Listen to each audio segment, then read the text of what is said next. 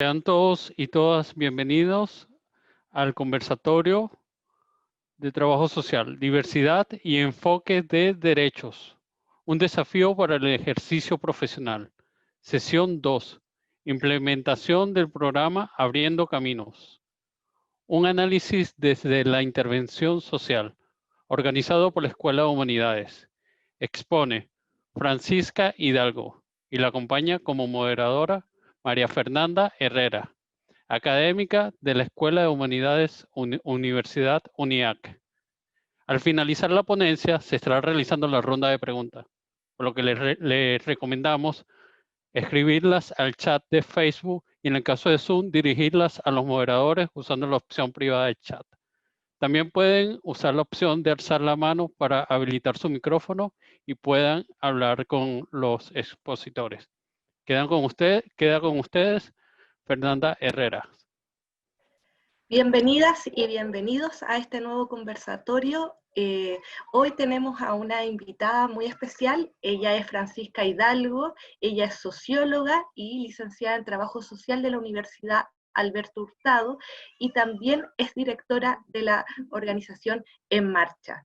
Francisca, esperamos nos puedas compartir un análisis, reflexiones y también elementos respecto de la disciplina del trabajo social en relación a su experiencia y la implementación del programa Abriendo Camino. Te doy la palabra para que comiences tu exposición.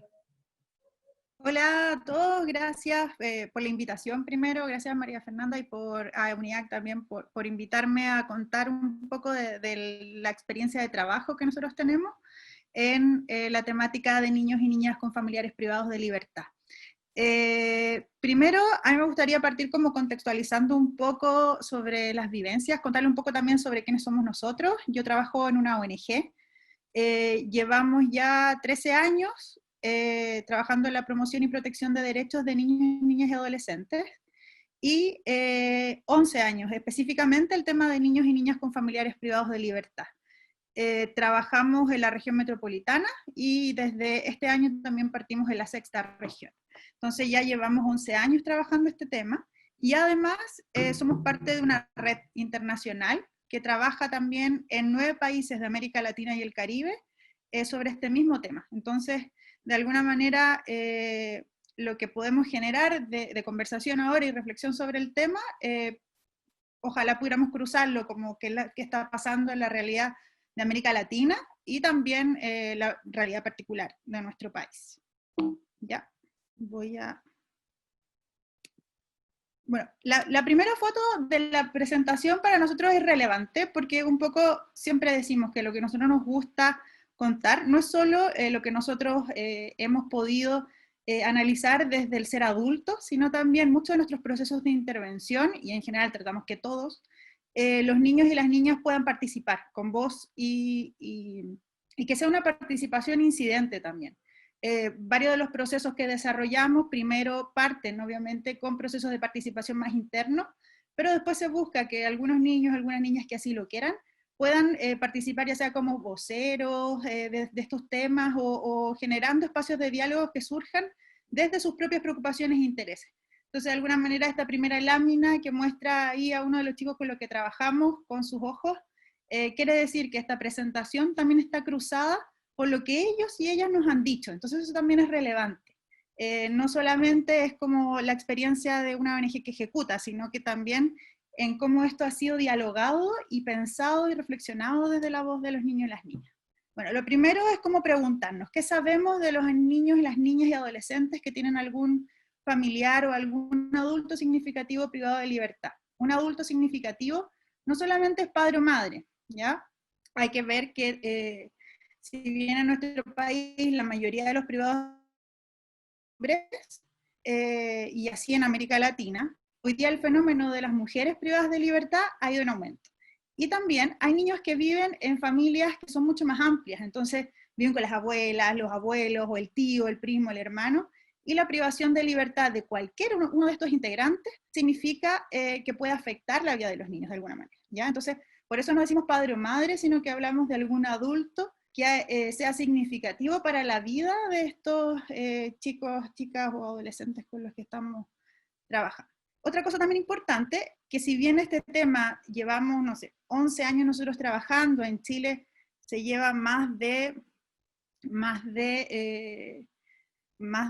13, 14 años ya trabajando en el programa, o trabajando desde el Estado mirando esta temática, aún así es un fenómeno que es bastante invisible. Desde las instituciones, por ejemplo, Gendarmería, Ministerio de Justicia, y también de otros ministerios que sí tocan la vida de los niños, como vamos a ver el tema de vivienda, de educación, por ejemplo. Estos fenómenos de tener un familiar privado de libertad, poco se sabe, a pesar de que nuestro país es uno de los que lleva muchos más años desde el Estado haciéndose cargo de esto, ¿ya? Entonces, la pregunta primero es como una invitación a nosotros mismos, reflexionar qué sabemos sobre los niños o niñas que tienen familiar privado de libertad. Me ha tocado alguna experiencia relevante en mi historia familiar, si bien hoy día podemos ver que hay niños que están privados de libertad, quizás algunos igual lo vivieron en otras épocas, por otras situaciones, digamos. ¿Por qué tu padre está privado de libertad o tu madre o un familiar? Es muy variable. Entonces puede ser que en cualquier parte de tu historia, por un tema político, hoy día vimos lo que pasó en el estallido social, muchos jóvenes también se fueron privados de libertad, y eso también afectó la vida de las madres que nunca habían tenido relación con la cárcel, por ejemplo, y lo que eso implica para una familia. Entonces, ¿qué sabemos? Como desde América Latina sabemos hoy día, según los últimos estudios, uno que se hizo incluso y se validó el año 2019, en varios países de América Latina y el Caribe, a través de esta plataforma que les decía que nosotros éramos parte, se llegó a una cifra que alrededor de 2.500 niños y niñas tienen a su padre o madre privado de libertad. Aquí si hablamos, cuando empezamos a ahondar en las cifras, si hablamos de relación directa padre o madre, porque lamentablemente es como la única cifra con la que podemos tener mayor contacto de registro. Generalmente los privados de libertad, o alguien cuando ingresa a la cárcel se le pregunta si tiene hijo o hija, no si era el responsable familiar de más gente, si tenías más niños a tu cargo, como que eso no es solamente padre o madre. Entonces ahí podemos decir que estamos hablando de más de 2,5 millones de niños.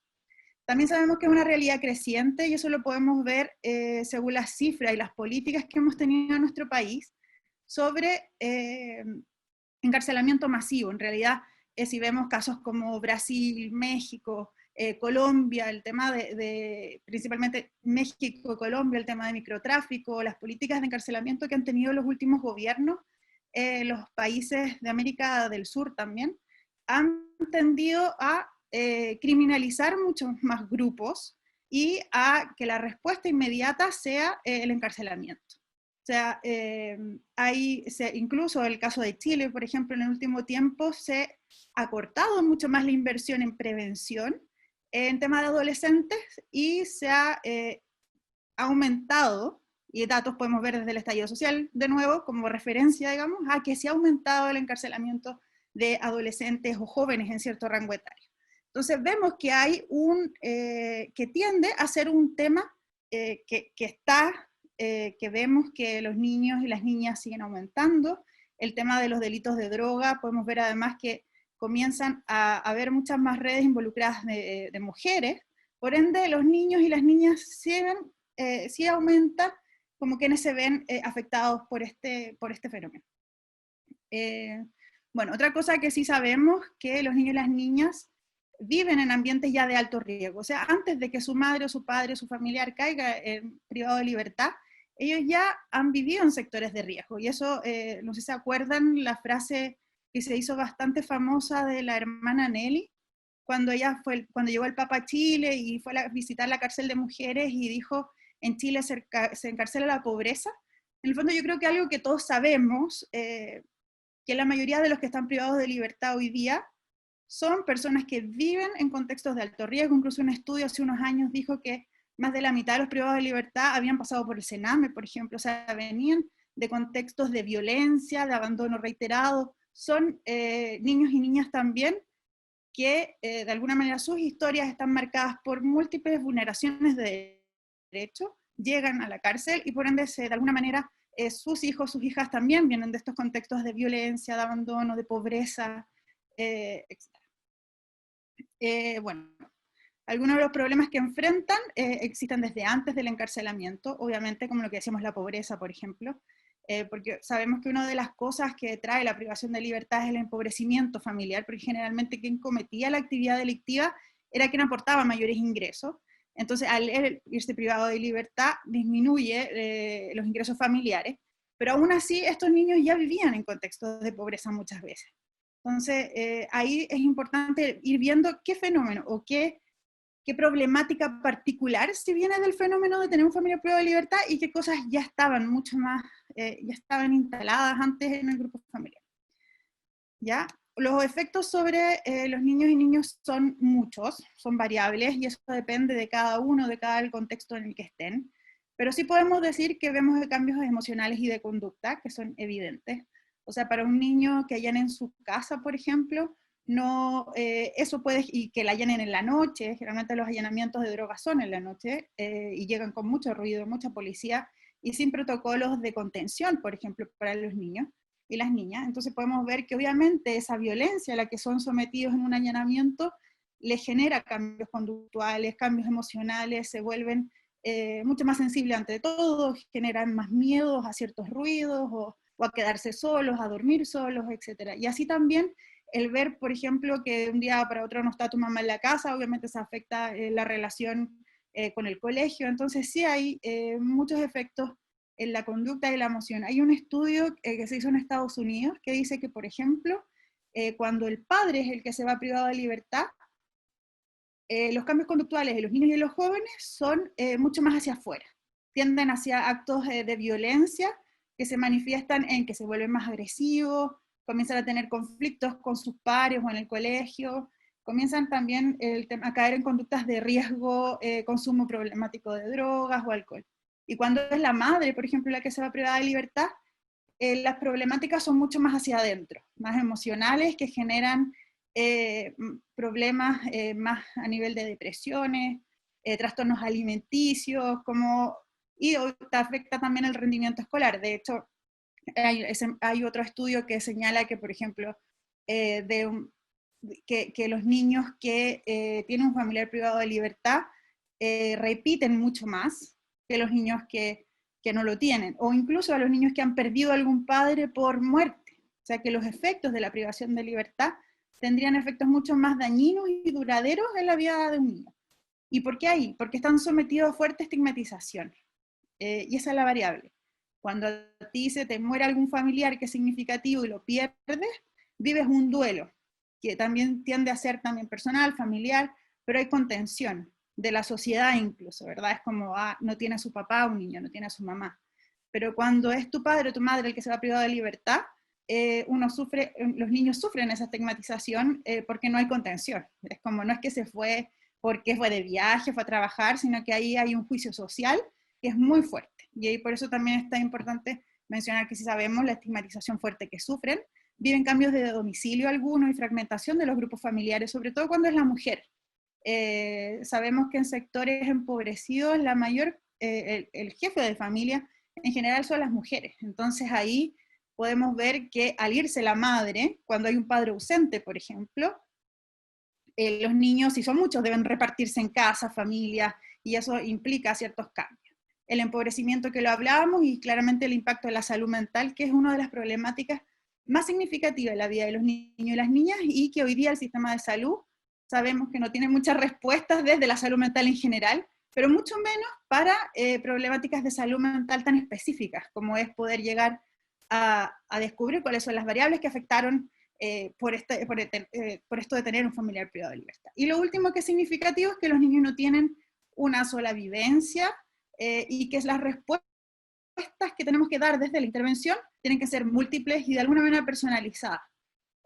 Puede ser que un niño se vea muy afectado porque su hermano se va privado de libertad, pero puede ser que para otro, y va a vivir ciertas consecuencias, digamos, emocionales, sociales, pero puede ser que otro niño esté muy feliz de que su papá se vaya privado de libertad, porque por ejemplo era víctima de violencia familiar, él o su familia, y para él genera un alivio, pero el sentir ese alivio también genera sentimientos de culpa.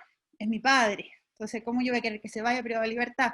Pero a la vez me genera tranquilidad, y todo eso también genera problemáticas de tipo de salud mental, entonces, y de sus relaciones con sus padres, a nivel familiar, de desarrollo en general. Entonces podemos ver que las respuestas tienen, si bien tienen que haber ciertos mínimos asegurados, las respuestas desde la intervención del 1 a 1 necesitan ser analizadas con mayor detalle y mayor ojo de alguna manera. Bueno, y lo más importante que podemos decir de los niños y las niñas de los que vamos a hablar es que son niños que son inocentes. O sea, no estamos hablando aquí de niños o niñas que ellos han cometido un delito. No son niños o niñas infractores de ley. En general, cuando uno habla de esta temática, hay gente que tiende a confundirse y dice, ah, sí, es que han estado privados de libertad en un cename o algo. No, aquí estamos hablando de niños o niñas que siguen en sus grupos familiares, que no cometen ningún delito, que no están vinculados a la actividad delictiva de sus padres, o si lo están, no son responsables porque son niños o niñas, digamos. Y por ende tenemos que estar siempre seguros y súper conscientes de que los niños con los que trabajamos son inocentes y que ninguna de las penas que se le otorguen a ese adulto les puede trascender. Entonces ahí vienen los problemas cuando partimos desde este principio que es fundamental. O sea, porque les toca vivir miles de vulneraciones asociadas a las penas de sus padres.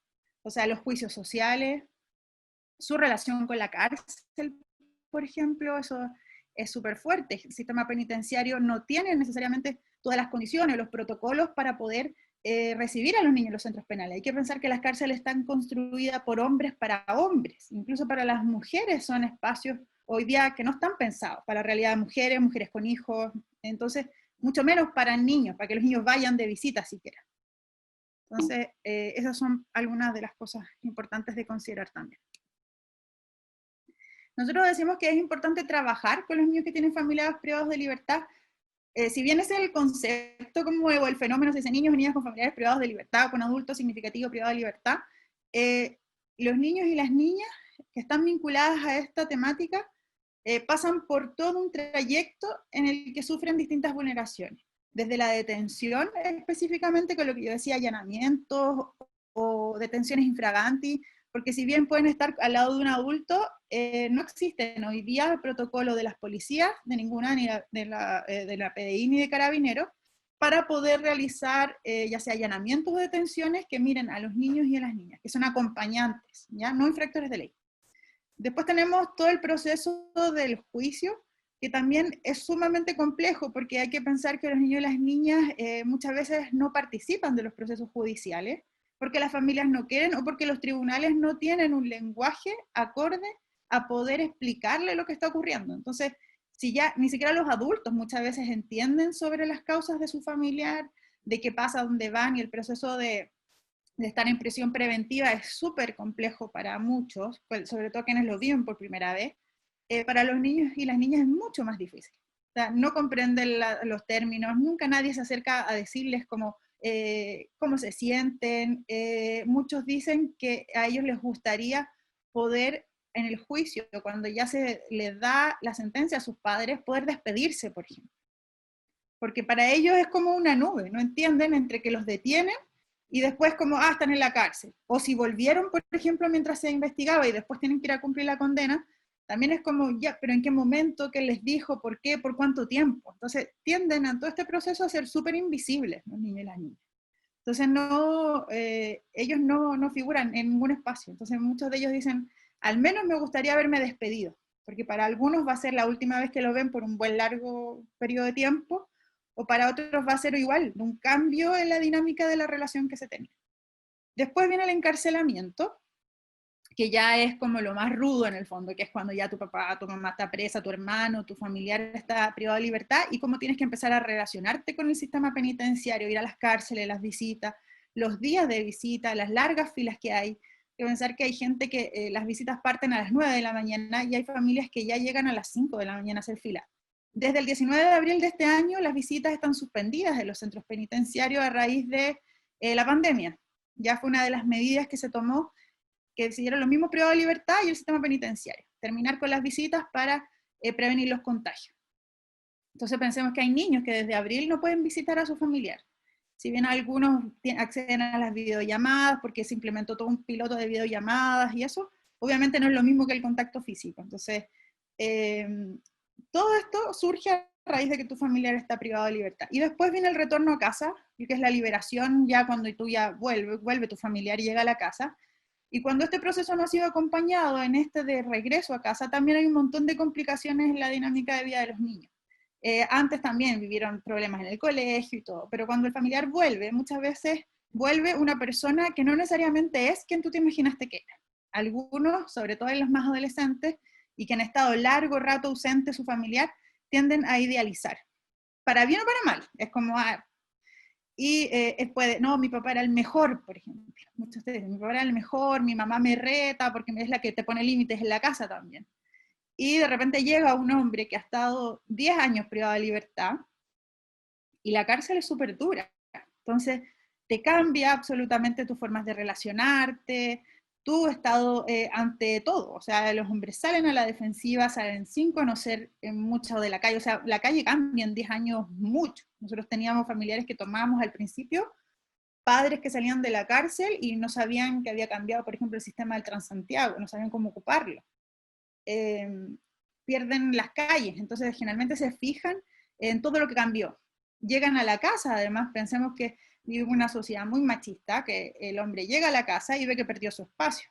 ¿Cuál es su espacio? La mesa, no sabe. Su taza. Hoy día sus hijos son adolescentes y tampoco se saben relacionar con ellos, y eso genera conflictos también en los niños y las niñas de cómo acomodarse a esta nueva persona que llega a la casa, o algunos no llegan a su casa. Sus familiares, su madre, su padre, terminan una relación, y ahora significa que el papá se fue, pero no va a volver a la dinámica familiar. Ahora están separados, tienen que adaptarse a una nueva forma, entonces son complicaciones.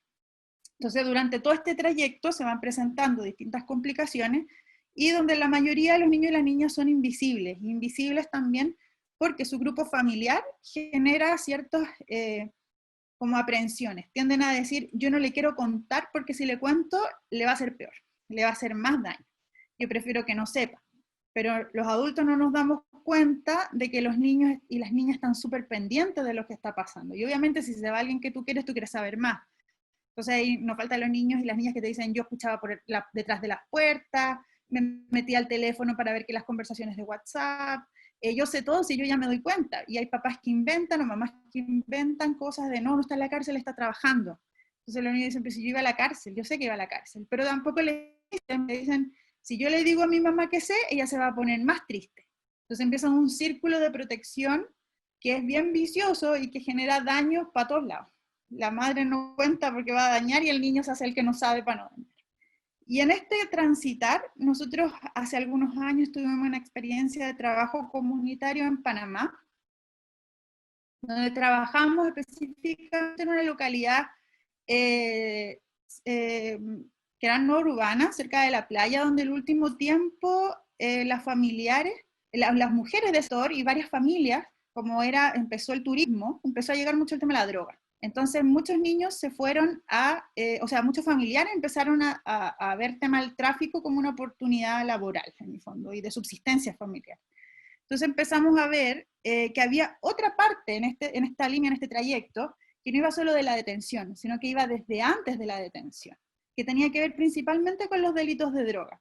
Que en general, si uno vive en una población, un barrio, o tú vas a un barrio, una población, tú preguntas, ¿qué actores hay? Todos saben en qué casa se vende droga. Es como, todos saben.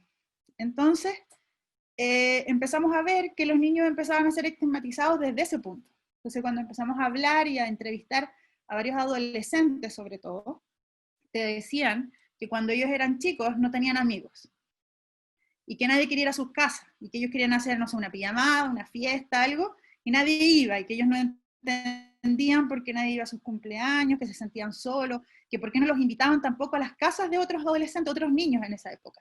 Entonces, ahí uno se da cuenta que estos efectos que tienen de tener un familiar en conflicto con el sistema de justicia penal parte incluso mucho antes de la detención. O sea, ya a nivel de barrio y a nivel de comunidad, la estigmatización empieza a ser parte de su vida. Ellos son discriminados constantemente por ser los hijos de.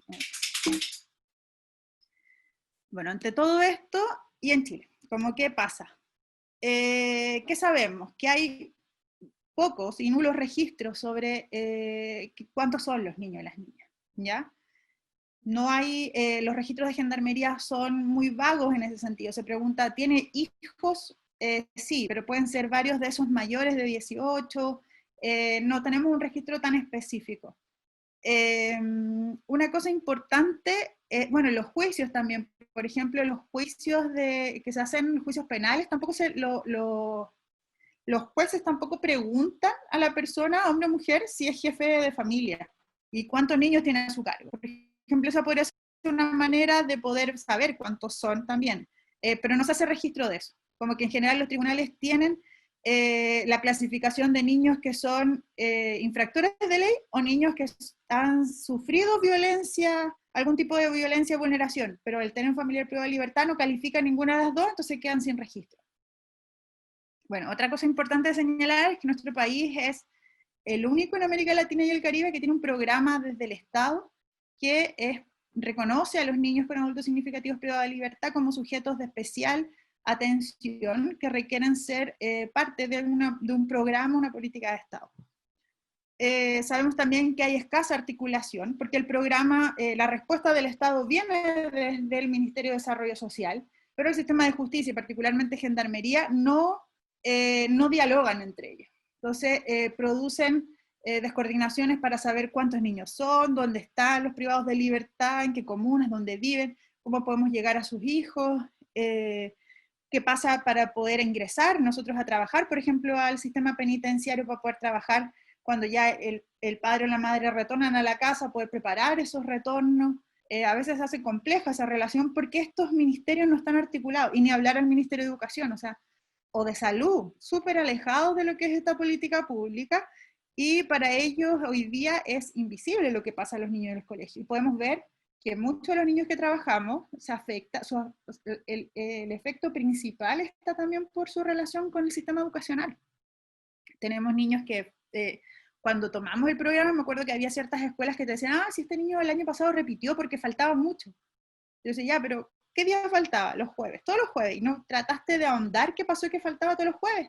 Era como, no, es que faltó. Y además porque tienen relaciones tensas también con sus adultos, significativos. Entonces, tú ahí te das cuenta que faltaba todos los jueves porque iba a visita a la cárcel. Entonces, si un colegio que hubiese estado atento, hubiese mirado este fenómeno, podría haber considerado quizás que ese niño se iba a faltar el jueves, pero pudiera nivelar de otra manera, pudiera generar alguna estrategia, tampoco para estigmatizarlo y que todos sepan que él va a faltar porque es un niño que tiene un familiar privado de libertad, pero de alguna estrategia con la familia que pudiera apoyar para que no desertaran tampoco. Finalmente, el faltar reiteradamente también puede llevar a que algunos deserten. Bueno, y por eso nosotros decimos que sí, siguen siendo invisibles. El año 2016, nosotros participamos con el Observatorio de Niñez y Adolescencia, y por primera vez en Chile se sacó un informe con datos que nosotros trabajamos recolectando con el sistema penitenciario y el ministerio, y llegamos a una cifra de 43.000 niños y niñas que tienen a su madre o padre privado de libertad, porque nuevamente no habían datos tan específicos, y solamente podríamos ver cuántas mujeres declaraban tener hijos, cuántos hombres declaraban tener hijos, después sacar un porcentaje de acuerdo a las edades, y llegamos a una cifra estimada. Hoy día podrían ser más, incluso. Eso es como alguna de las cosas que sabemos. El programa Abriendo Camino, no sé si alguno ha escuchado, es parte del subsistema de seguridad y oportunidades, aquí está, que parte del año 2008 a nivel de piloto en todo el país.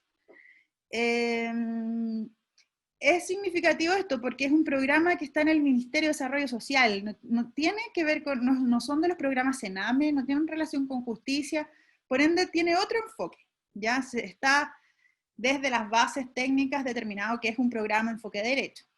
Y qué tan real es eso, podremos discutirlo después, digamos. Pero es un programa que nace desde el ministerio, de un subsistema que además prioriza y focaliza grupos que requerimos trabajar. O sea, ahí están, por ejemplo, el programa Calle, que es el que trabaja con gente que vive en situación de calle, el Vínculos, que trabaja con los adultos mayores, el Familia, que es el programa que trabaja con extrema pobreza, y después el Abriendo Caminos, que trabaja con niños y niñas con familiares privadas de libertad. Este programa está anclado en un ministerio que focaliza a ciertos grupos que requieren atención especializada. Eso marca otra forma de trabajar. Las familias que están acá acceden a bonos, por ejemplo, porque están algunos bajo la línea de pobreza, entonces acceden a un montón de beneficios que están ahí relacionados con el ministerio. que si estuvieran, no sé, pues en el Sename o Justicia no podrían acceder a esos tipos de subsidios. Desde el año 2010 al año 2020 se han atendido alrededor de 27.104 niños, niñas y adolescentes. Pensemos que nosotros hablamos que solo el 2016 nosotros decimos que había más de 43.000. Por ende el programa en todos estos años no logra, en 10 años digamos que nosotros pudimos encontrar datos solo del 2010 hacia adelante, no ha logrado siquiera abordar a la gran cantidad de niños y niños, y pensemos que este es un tema que va variando, o sea, ahora por el tema de, vimos las noticias, por el tema de la pandemia, salieron 1.800 privados de libertad con condenas alternativas. No es que hayan sido liberados de sus penas, sino que están cumpliendo con una medida alternativa a la privativa de libertad, o sea, reclusión domiciliaria, principalmente, o firma mensual, etc. Entonces, es un fenómeno que va moviéndose, y las cifras también van cambiando. El programa está atendiendo alrededor de 2.500 niños desde el año 2012, también porque tiene una limitante presupuestaria que es relevante. Como decíamos, este es un fenómeno que no es conocido. Entonces, al no ser conocido, ni tan, claro, como discutido tampoco ni a nivel de sociedad ni a nivel de Estado, sus presupuestos se mantienen eternamente iguales. Entonces, al no haber aumento presupuestario, no puede llegar a más niños. Se mantuvo, 2.500. Entonces, atienden 2.500, todos los años ingresan. Se hace una distribución por el país, se ve en qué países, o sea, en qué regiones, perdón, los privados de libertad están, o ha aumentado la población privada de libertad, entonces se definen cuotas por cada región. La región metropolitana es la que obviamente concentra la mayor cantidad, tenemos la mayor cantidad de privados de libertad, la mayor cantidad de centros penales en la región, entonces tenemos una cobertura anual de 990 niños o niñas. También hay otro tema, como es un subsistema de seguridad de oportunidades, los niños y las niñas que entran a este programa pueden entrar por un año, y el programa dura 24 meses de intervención. Si cumpliste los 24 meses, tienes que egresar del programa y no puedes entrar. El tema es que los familiares, la temática de la privación de libertad dura más, o sea, hay condenas que duran 15 años, 5 años, o que duran meses algunas. Entonces, si un niño ingresó en enero de este año, por ejemplo, del 2020, que entramos un grupo de niños, su familiar puede salir en 6 meses o en 5 años, pero él solo puede mantenerse 24 meses de intervención. Está delimitado así por la política pública del subsistema. Y además, si son usuarios de otro programa, por ejemplo, si su familia era parte del programa Familia, no pueden ser del Abriendo Caminos, tienen que optar, porque hay temas de bonos que no se pueden duplicar. Entonces, o entran, pero el bono no se duplica. Entonces, ahí también tiene ciertas complicaciones al ser parte del subsistema de seguridad de oportunidades. Algunas de las cosas que nosotros hemos dicho y hemos trabajado con otras organizaciones en el tema de incidencia es que ojalá el programa Abriendo Caminos en algún momento, cuando se haya conformado bien, pudiera trasladarse a la Subsecretaría de Niñez, por ejemplo. Porque tendría más lógica, porque es un programa que las familias entran por los niños y las niñas, ¿viste? O sea, tienes que tener un menor de 18 años, que esté en tu familia, que tenga un adulto significativo privado de libertad. O sea, ingresan por los niños y las niñas, pero después los beneficios, bonos y todo, tiene que ver con los adultos. Entonces no pueden, si tuvieran un ministerio o en algo, una subsecretaría relacionada con temas de niñez, realmente tendría un enfoque mucho más de protección de derechos de los niños y las niñas. Bueno, nosotros en En Marcha, como les contaba, hoy día actualmente estamos trabajando con 357 niños, niñas y adolescentes, en distintas regiones, o sea, en 2 regiones, la metropolitana y la sexta región, pero además en distintas comunas.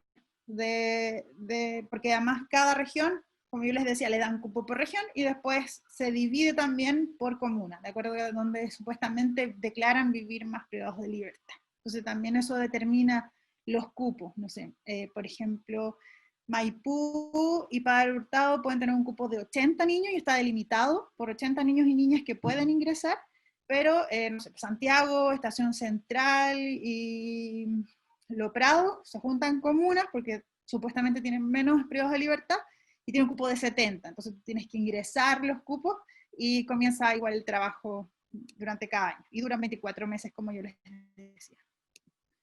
Y eso, si quieren ahondar un poco más del programa Abriendo Camino, de repente yo les puedo contar si hay alguna pregunta, o podemos hablar ahí también específicamente de eso, ¿ya?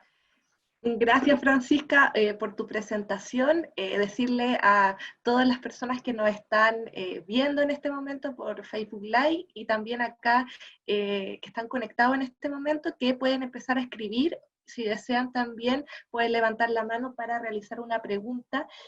Yo por el momento, Francisca, anoté algunas cosas que me gustaría que pudiéramos trabajar o que pudieras comentar en algún momento. Hay una doble lógica del Estado. Por una parte, presenta un proyecto que en América Latina se encuentra ausente, ¿verdad? Sin embargo, mira esta temática, pero a la vez la invisibiliza. Es como si tuviera un doble rol ahí. Hay una preocupación en relación, pero no aumenta la cobertura, tampoco hay una política pública mucho más grande que la englobe. Entonces, ¿cómo trabajar con un Estado así de la intervención y cómo opera esta lógica como doble vinculante, ¿verdad?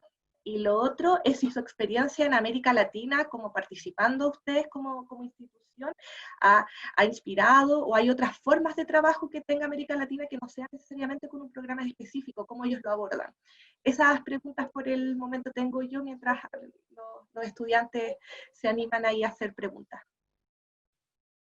Sí, efectivamente hay un Estado que invisibiliza igual el tema, porque si uno lo ve, es un tema que es complejo desde lo político, digamos, así como decir, sí, yo trabajo como Estado, me preocupo de niños que tienen familiares privados de libertad, pero no desde un enfoque de prevención, que sería como lo lógico. Cuando uno habla de esto te dicen, ah, claro, porque es bueno prevenir que cometan un delito. Hoy día los estudios dicen que no necesariamente, y hay evidencia que se han hecho en Estados Unidos, reitero, porque en el fondo los estudios vienen generalmente de allá. Nosotros hemos estudiado poco el fenómeno aquí en Chile y en América Latina en general. Dicen que es muy baja, o sea, no necesariamente, no es causa de efecto. No sé, mi papá está privado de libertad, yo voy a también estar privado de libertad, sino que incluyen un montón de variables. Entonces, no es un programa que nace para prevenir la violencia, ¿viste? No es o la delincuencia, o los futuros delincuentes, sino que es un programa que nace desde una lógica de derecho, de protección de derechos de niños y niñas, ¿viste? Es otra lógica. Entonces está desde otro paradigma, y cuando tú hablas desde ese paradigma, entran las contradicciones. Es como, pero ¿por qué hay que ayudar a ese niño? Y eso nos pasa hasta el día de hoy. O sea, ¿y por qué ayudan a esos niños que tienen un familiar privado de libertad? ¿Y por qué no ayudan a otros niños que están solos, sin sus papás? Y entonces, bueno, es como el tema que estamos trabajando, porque se ha visto todas generaciones particulares que se sufre por tener un familiar privado de libertad. Pero el juicio sobre la cárcel es un juicio que todos tenemos súper arraigados como sociedad o como... y que tenemos que preguntarnos. Si vemos como nadie te va a decir, no, mi papá está preso, como que, porque ¿qué implica decir como tu papá está preso? Como, inmediatamente el que roba el celular en el curso se pierde un celular, y los niños te dicen, hoy día se pierde un celular y me dicen que era yo, ¿viste? O alguien se robó un castigo una social. Claro, es una sanción social que es súper amplia, y donde existen un montón de prejuicios. Yo me acuerdo cuando estuvimos trabajando la ley Sayén, no sé si conocen la ley Sayén, el caso de Lorenza, que es una comunera mapuche que tiene que parir a su hija Sayén engrillada. Un caso que fue como de connotación pública, ¿verdad? Salió en todos lados, se veía y la gente hablaba de eso. Entonces, eso de alguna manera permitió algo que era bien positivo, pues que era poder visibilizar esta temática, ponerla a la luz de que hay niños y niñas que tienen familiares privados de libertad, pero además hay otros que viven mucho más fuerte esto, porque viven dentro de las cárceles con sus madres en nuestro país, hasta los 2 años, o porque nacen cuando su mamá está privada de libertad, y a algunos les puede tocar algo tan violento como lo que le tocó a la Lorenza, que era tener que parir a tu hijo engrillado, porque no se entendía que la ley antiterrorista no podía aplicar en una mujer que estaba por parir. O sea, era ilógico, ¿verdad? Sacarla engrillada, que estuviera con custodia policía de hombres, más encima ni siquiera un enfoque de género, como para pensar que haya mujeres que acompañen quizás ese proceso, no vestidas así de uniformadas, o sea, fue una violencia brutal en la herencia. Pero todos estos casos, cuando nosotros vamos a hablar y decimos, mira, los niños que tienen una mujer, su madre está privada de libertad, no tienen que nacer privado de libertad. O sea, hoy día la Constitución de Chile, que también cuestionada, digamos, pero la Constitución de nuestro país, el artículo 1, dice que todos nacemos libres, ¿viste? En igualdad de condiciones y derechos. Pero hoy día un niño que nace privado de libertad no nace igual de condiciones ni derechos. O sea, no lo nace si su mamá está presa. Y el caso de Sayen es evidente. Entonces tú ahí ves que aún así, como que la sociedad no está de acuerdo en que esos niños vivan fuera, porque tiene que ver con los delitos que cometió el adulto. Entonces, ¿por qué yo voy a sacar a Sayen, si supuestamente, o sea, a Lorenza de la cárcel, si supuestamente ella quemó o participó de un acto sancionado como terrorista? Entonces, Claro. ¿por qué Sayen no tiene que estar en la cárcel ni vivir lo que le tocó vivir porque su madre hizo esto?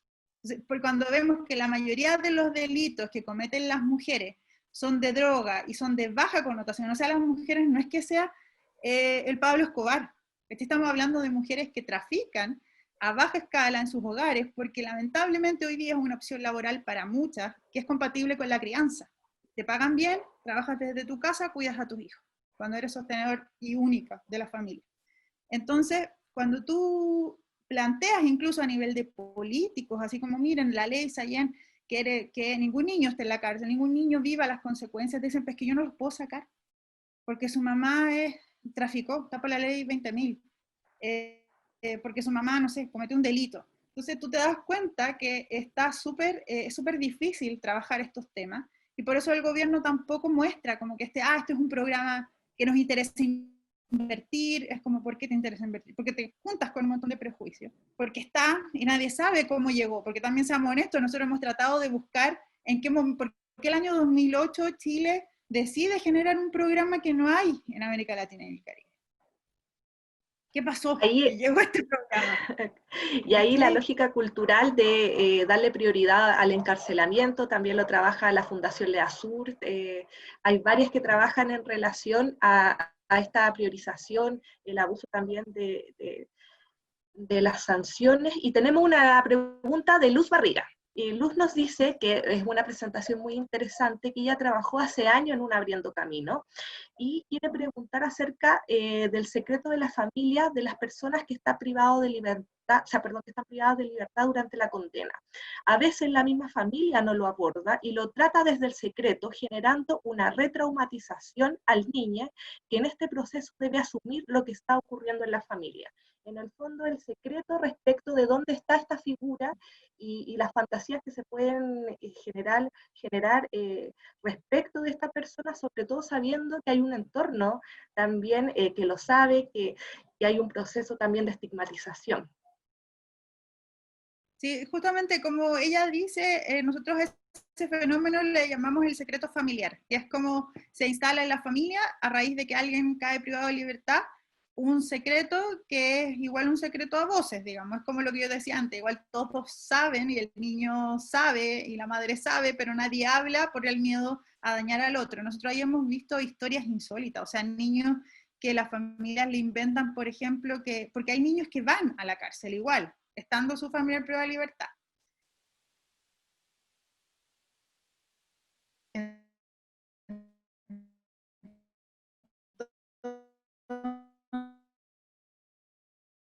Que van, ¿escucha? ¿O se pegó? Ah, ahí está. ¿Se escucha bien? Francisca, la última parte, al inicio de la respuesta no la alcanzamos a escuchar bien. Sí, perdón. Ahora parece que ahí volvió a mejorar el internet. Entonces, no, está fallando el internet. Ay, sí. Me está saliendo que está fallando el internet. Ahí sí te escuchamos bien. que inventaban, por ejemplo, que la cárcel era una casa de monedas. Entonces, juntaban un montón de monedas nuevas, para todas las monedas nuevas y toda la familia, extendida, incluso juntaban las monedas más nuevas que les daban para mostrarse al niño y decirle que su papá fabricaba esas monedas, en vez de decirle que su papá estaba privado de libertad, sino que su papá trabajaba en la casa de monedas, haciendo esas monedas nuevas que le mandaba, y que la gente que estaba ahí, como los gendarmes, eran custodios de que esto, de que nadie se robara las monedas, ¿viste? Entonces, empiezan a inventar historias para darle tranquilidad al niño y a la niña, pero eso genera más fantasía, más angustia, más incoherencia, que al final, que genera más daño. Entonces, parte del trabajo que nosotros hacemos, como Abriendo Camino y también como En Marcha, es develar ese secreto. Entonces, por una parte, decirle a las madres, a los padres, al cuidador principal, principalmente son mujeres, que comprenda que los niños y las niñas tienen derecho a saber sobre la situación de su familiar, y que se puede explicar de acuerdo a la edad que tiene cada uno. Entonces, no hay que dar ni mucho detalle si es muy chico, ni tan poca información si ya eres grande y puedes manejar cierto conocimiento. Entonces, se trabaja generalmente a nivel familiar completo, o sea, con los niños, con el adulto responsable y idealmente con el privado de libertad, si es que hay un vínculo positivo, digamos, hay buena relación. Donde se va también al centro penitenciario, se habla con el privado de libertad, se explica que es bueno que le explique al niño cómo le va a explicar, y muchas veces hacen sesiones dentro de los centros penales también, donde van los niños, un tutor, que es un adulto del Abriendo Camino, un profesional, que está a cargo de acompañar al niño durante estos 24 meses, y él puede ahí preparar la sesión, después ver la visita, ver que se explique de qué manera, y mediar un poco. Igual a nivel familiar, también es verdad que es complejo, a veces hay familias que se rehúsan hasta último momento de poder decirlo, otras que comprenden el tema de la importancia del derecho, otras que se dan cuenta que están jugando, que su hijo sí se da cuenta y que eso le hace mucho más daño, entonces están dispuestas a hacerlo, pero tienen que ser procesos acompañados en general. Hay mucho miedo, hay miedo de muchas partes, de que los niños o que las mamás dicen, no, es que quizás va a ser lo mismo, que va a ver que esto es bueno, yo no quiero que él vea que es bueno, otros que dicen, no, porque le va a doler mucho, entonces hay distintas explicaciones del por qué mentir, pero siempre se esconde bajo la idea como del amor, pero realmente no es así, o sea, genera mucho daño el mentir, los niños y las niñas tienen derecho a saber sobre su historia y sobre lo que está ocurriendo en su entorno y sobre el desarrollo de su propia vida, y está comprobado que eso genera mucha más tranquilidad, disminuye los problemas de salud mental, y finalmente para la relación familiar es mucho mejor. Francisca, y en la relación, usted decía que había dificultades respecto de la intersectorialidad con Gendarmería, con el resto de los ministerios. ¿Ustedes han logrado poder mejorar algunas condiciones, por ejemplo, en las visitas que realizan los niños a los centros penitenciarios? ¿Gendarmería ha tomado algún tipo de resguardo o quizás generar alguna acción de mayor protección hacia esas visitas? Me imagino también el Día de la Madre, como el Día del Padre, también como ciertos hitos en donde los niños van masivamente a estos lugares. Si desde esa perspectiva hay algunos elementos que hayan podido tomar, o Gendarmería en realidad no ha podido, no ha recogido ninguno de estos elementos que se solicitan o que se pueden recomendar. Claro. Es un trabajo difícil, sobre todo porque el sistema penitenciario en Chile trabaja con muchos reglamentos. Entonces, mientras no esté completamente normado, es súper difícil que esto no quede al criterio de cada una de las personas que está hoy día a la puerta, como el gendarme que te tocó, que te revisara o no. Desde el año pasado, Gendarmería cambió la normativa justamente de revisión, y reconoce categorías etarias, lactantes, niños, niñas y adolescentes.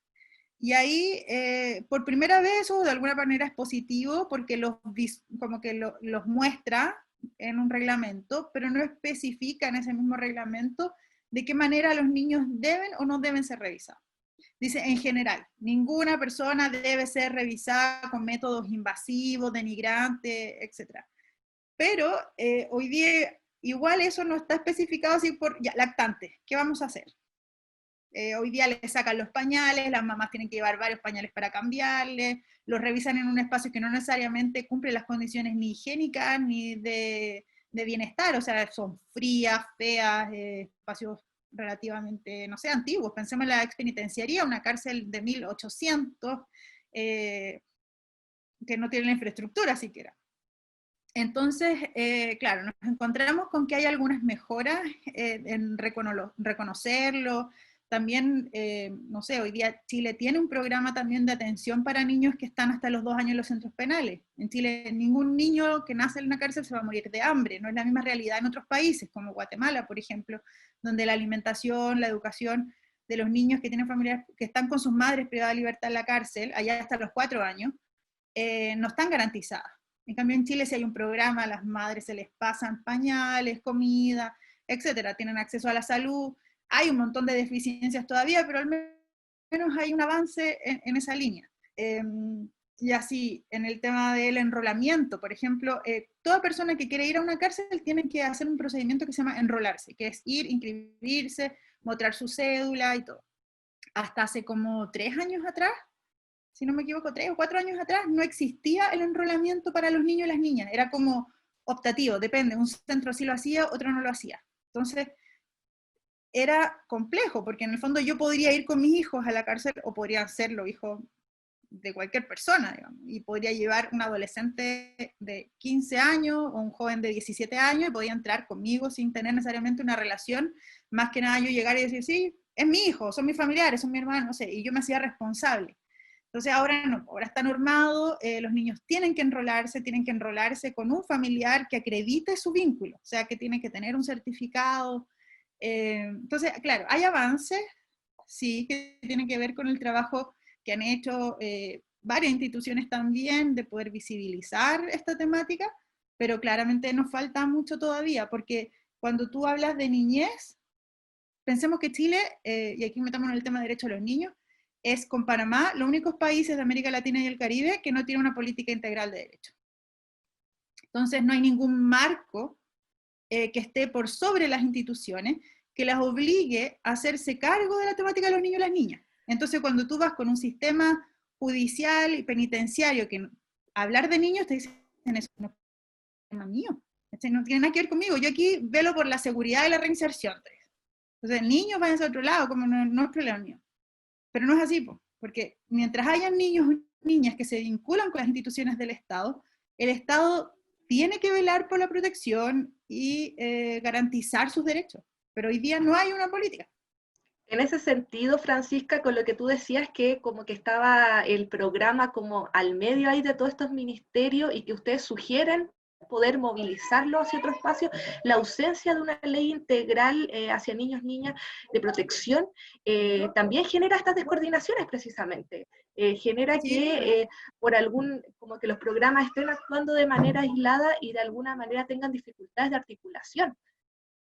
Porque sí, claro, sí, pues sí. Si hoy día uno mirara, tampoco es que nosotros queremos que el programa Abriendo Caminos se vaya al Ministerio de Justicia y Sename, ¿viste? No tiene nada que ver con los enfoques, porque hablaba nuevamente, no tiene que ver con una línea de prevención, que es como hoy día la línea más Sename de prevenir delitos o sancionar, sino que tiene que ver con otra línea de promoción de derechos. Entonces está bien que esté en el Ministerio de Desarrollo Social, pero no está bien necesariamente que esté en un ministerio, o sea, en el subsistema de seguridad de oportunidades, como que debería estar en esta, idealmente, subsecretaría de la niñez, con un marco normativo particular, con una política que garantice que todas las instituciones, todas, desde el Ministerio de Vivienda, sistema Gendarmería, Salud, Educación, todas, tengan un enfoque de mirar a los niños, a las niñas, y velar por su promoción y protección de derechos.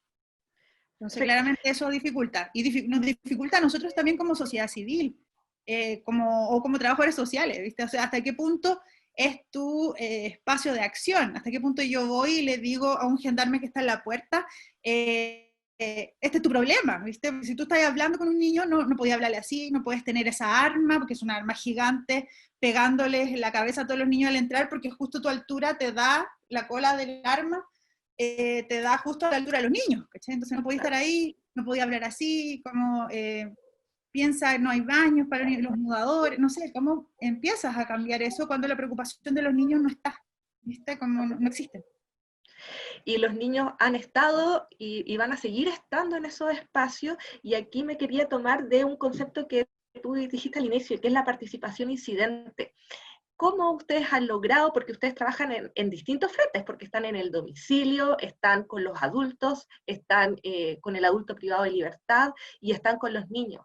cómo lograr una participación incidente cuando hay tantos actores que intervienen y que son relevantes en esta temática. Como que a nosotros como interventores tampoco se nos pierdan los niños, de alguna forma. Sí, nosotros hemos tratado que siempre en el trabajo que vamos haciendo con los niños y las niñas, armar espacios donde ellos puedan hablar. Como que en estos años nos hemos dado cuenta de lo que ellos siempre nos han dicho, que cuando ellos relatan, porque en el fondo no tienen con quién hablar esto, no lo hablan con las mamás, no lo hablan en el colegio, no lo hablan con sus amigos, porque con los amigos del colegio da vergüenza, con la mamá no, porque le da pena, no lo puede hablar a nivel familiar porque es que no se habla. Entonces llegan a un espacio donde pueden hablar. Entonces nosotros tratamos de generar espacios donde ellos puedan compartir experiencias. Y en general la respuesta de ellos es, me quité un peso de encima, siento que me liberé, que dije cosas que no había dicho, entonces eso les genera mucho alivio. Y al compartirlo con otros, también se vuelve significativo, porque yo me doy cuenta que no soy solo yo lo que lo está viviendo, sino que también hay otros. Entonces hay un ejercicio de poner en común, de compartir experiencias, donde el adulto media, facilita el espacio, donde nuestro rol es, claro, generar que eso ocurra, conseguirte el espacio, generar que el ambiente sea bueno, que haya algo para comer, porque para ellos es súper importante siempre que haya algo para comer. Entonces invitarlos a un espacio lúdico, que haya juegos, y nosotros nos hacemos cargo de eso, pero en el fondo ahí ellos nos van poniendo los temas, las preocupaciones, se van dando consejos, y nosotros también intervenimos en la medida que sea necesario. Para contener o apoyar o dar cierta información que sea relevante. Y esos espacios de ir socializando, vamos jugando mucho con esta idea de por mí y por todos mis compañeros, ¿verdad? Es como yo me doy cuenta que mi problema, o lo que yo veía como mi problema, no es solo mío, sino que lo vive también mi compañero que está al lado, mi compañera que está al lado, con los que me voy juntando. Y esto te empieza a poner en un rol de que tampoco somos solo nosotros, sino que también hay un montón de niños y niñas que están viviendo lo mismo que yo. Entonces ahí ellos empiezan a generar un cambio de alguna manera en la cabeza de que yo puedo hacer algo por los otros. A medida que yo hablo y un adulto me escucha, yo puedo lograr quizás cambiar algunas cosas. Entonces lo que promovemos ahí es que los niños y las niñas comiencen a hacer ese ejercicio de ya, esto no es solo por mí, si yo logro hablar con quién me gustaría hablar para que mis problemas cambiaran. Entonces te dicen, no sé, para el presidente, el ministro de Justicia, no sé, el gendarme que está en la puerta. Ya, entonces nosotros tratamos de hacer que ellos ya puedan juntarse con estos actores para poder contarles su propia experiencia. Porque ya tienen esa vuelta de que, claro, pues esto no es solo por mí, esto no solo lo digo yo, y a mí me duele tanto que me gustaría que no le doliera, a mí me dolió tanto que me gustaría que no le doliera a otros niños o otras niñas. Entonces yo estoy dispuesto o dispuesta a dar el paso para poder influir en la vida de otros. Entonces ahí generamos ciertos espacios donde los niños van y se juntan, no sé, con el ministro de Justicia, y le hablan y le dicen, mira, pasa esto, y eso lo mezclamos con algunas estrategias de intervención. Por ejemplo, el año 2018 hicimos un proyecto que se llama Si yo fuera juez, que tenía justamente que ver con esto que hablábamos de que los tribunales penales invisibilizaban a los niños. Nunca se le preguntaba a un adulto si tenía niños o no, los niños no entienden los juicios, no se podían despedir. Y se hizo esto con el Poder Judicial. Participaron un grupo de 30 niños y niñas, adolescentes, a hablar con cerca de 80 jueces penales y de familia, y a explicarles lo que era para ellos tener un familiar privado de libertad, y se llama Si yo fuera juez, porque en el fondo los niños y las niñas lo que hacen es invitar a los jueces a decirles, mira, si yo niño o niña fuera juez, y mi papá estuviera privado de libertad y me tocara darle una sanción, yo le preguntaría primero, ¿usted tiene hijos? Y ese espacio de diálogo generó que después surgieran otros proyectos que otros jueces como que descubrieron en el fondo esta temática, se sensibilizaron y generaron algunos proyectos también para seguir promoviendo los derechos. Entonces, nosotros creemos que la participación incidente parte así, en el fondo desde el individual, ¿cachai? Como ir generando esta vuelta a lo que pasa a mí, no es un problema mío ni de mi familia, sino que es un problema social, y por ende comunitario y social y de todo el país. Entonces, tengo que hablar. Hoy día, por ejemplo, algunos de los chicos con los que trabajamos están hablando de la Constitución, ¿viste? Del cambio. ¿Hay que votar o no hay que votar? ¿Por qué hay que votar? ¿Influye en la Constitución? ¿De qué manera me toca eso a mí? Entonces eso genera que yo me dé cuenta que mis problemáticas van allá, más allá de mí, que yo sí tengo poder de hacer cosas, y a otra cosa que también siempre nos preocupamos, de que haya retorno. En la medida que el proyecto avanza, todo lo que ellos dijeron generó algo en otros, esos otros tienen que devolvérselo a los niños y a las niñas. Ay. ¿Viste? Si yo fui a ese encuentro y este niño me movilizó y ahora yo quiero hacer un proyecto para que los niños puedan hablar con su papá en la cárcel, tengo poder para hacer eso y lo logro, ya, ese juez que estuvo en ese encuentro debería después volver donde los niños y decirle, mira, yo hice esto, o nosotros también volver y decirle a los niños, mira, la jueza no sé cuántito hizo esto, está generando este proyecto, porque ustedes dijeron esto. Entonces hay mucho de esto de la voz de ellos que finalmente se convierte en proyecto. Te lo preguntaba precisamente como para darle contenido cuando hablamos de participación, a veces lo utilizamos de manera habitual, pero darle un contenido. ¿Cómo? ¿Desde qué espacio? Bueno, te leo algunos comentarios y estamos un poco sobre el tiempo, pero hay dos preguntas. Luz dice que está de acuerdo, que agradece la claridad para graficar los vacíos de la política pública y el enfoque de derechos y de una revulneración en el caso de lo que estábamos comentando. Y Alejandra Ramírez nos pregunta saluda y dice cuando habla de que intervienen con los niños o niñas, dos consultas. Primero, ¿qué tipo de espacios? ¿No van a los domicilios porque es difícil hablar con ellos en espacios solos? Y segundo, ¿este programa no crea una sobreintervención en estos niños y niñas si existen otros trabajos para los familiares de personas privadas de libertad? Esas son las preguntas de Alejandra. Ya. Sobre la primera parte de la pregunta de Alejandra, el Abriendo Caminos es un programa que trabaja intervención psicosocial, individual en las casas. O sea, nosotros, los profesionales se dividen en consejeros y tutores. Los consejeros son a cargo del cuidador principal y los tutores de los niños y las niñas. Y ellos tienen sesiones semanales con los niños y las niñas o con el cuidador al que les toca. Los tutores, que son los profesionales que trabajan con los niños y las niñas, van una vez a la semana, se juntan con ellos, ya sea en su casa, en el colegio, en un espacio que a ellos les acomode más. Puede ser que las casas, claro, a veces no dan los espacios, pero sí se pueden juntar en los colegios cuando los autorizan la madre y los familias y las mismas escuelas. Entonces, si hay un proceso de intervención que es individual y también que es familiar. Entonces, efectivamente, hay intervención familiar. Es difícil hablar con ellos en espacios solos, pero se puede, digamos, no es imposible y se generan espacios para poder trabajar de manera individual. Entonces, como que la intervención del programa Abriendo Caminos individual y familiar, y además nosotros tratamos siempre de que sea comunitaria. ¿Ya? O sea, es como vamos también a nivel redes, familia, comunidad, y ojalá con esto que yo hablaba de las instituciones de poder, finalmente, que son las que afectan la vida de los niños y las niñas. Y que el programa genera sobre intervención, eso es un debate que hoy día está todavía en América Latina. Cuando yo decía que Chile es el único país que tiene una política pública especializada, hay otros países donde las organizaciones que están a cargo consideran que no es bueno focalizar un programa, ¿ya? Porque si uno focaliza el programa de los niños y las niñas con familia privada libertad, en el fondo puede estar reestigmatizándolos también, ¿ya? Entonces, es un debate que no está resuelto, digamos.